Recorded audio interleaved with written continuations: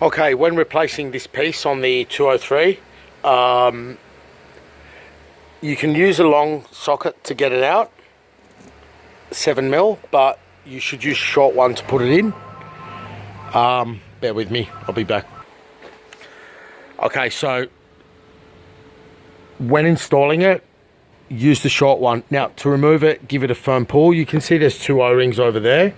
Don't get carried away with the cleaning and swell that orange O-ring up.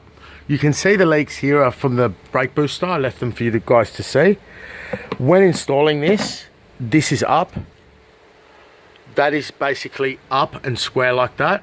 When installing it and not knowing how far to go before you put that screw in, you can very carefully see it there. So you can see where it needs to be, as in where it needs to stop, which is there. Yeah, and the main thing you can have here, like, is that O-ring swelling up. So I've left this here. I normally wouldn't do this. Now, you can see the bottom groove of that locks into the groove of that, right? But it's not such smooth sailing once that O-ring gets exposed to atmosphere. And that's lubricated. So that's on now. That's reached the maximum travel up the top. And then you can put your plate back on. That's approximately the average oil loss from it. I'll now pause this and hopefully continue to show you with the dipstick how to check it with the Mercedes dipstick.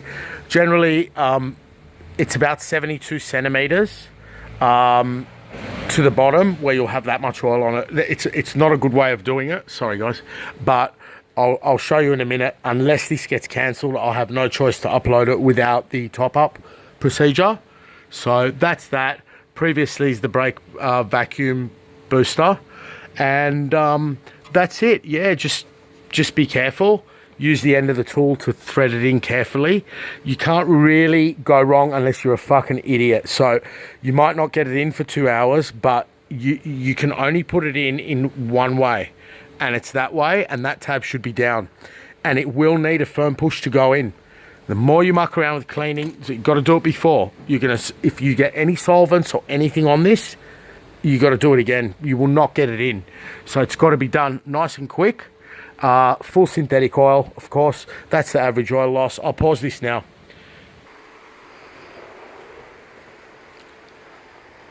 Are we rolling?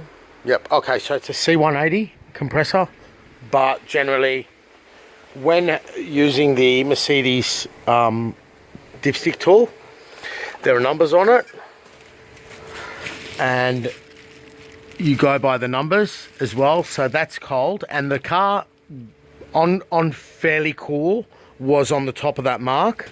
That's approximately, if you're going to dodge it, use it like a water little blue hose or something or whatever, about 72 centimeters till you have that on the bottom.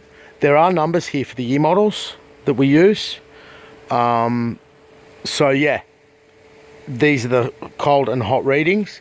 I showed you the approximate level of oil that we lost, and that's that. So now I'll add that 400ml, whatever it may be, and a little bit more because it was a little bit low. But yeah, in this case, I'm not changing the transmission oil. Don't go by what I say, but see, we've had, not so much here, but I've seen it from Mercedes. They change the transmission oil and the gearbox goes. Happens on those Subarus as well. So here I'm keeping the cost down, though it looks dreadful. You know, you can use common sense to see this oil. You know, it's not too bad. It looks terrible, but it's green. I can see the green. So anyway, bit of a mess, but that's it. Hope that helps. Oh, and for that cap, you can always, with the right spot of glue, the right type of glue, just there. Focus, fuck. And don't forget there's an O-ring on there that gets jammed on the thing. So those are the vacuum pump O-rings and stuff from the previous video. Okay, hope that helps.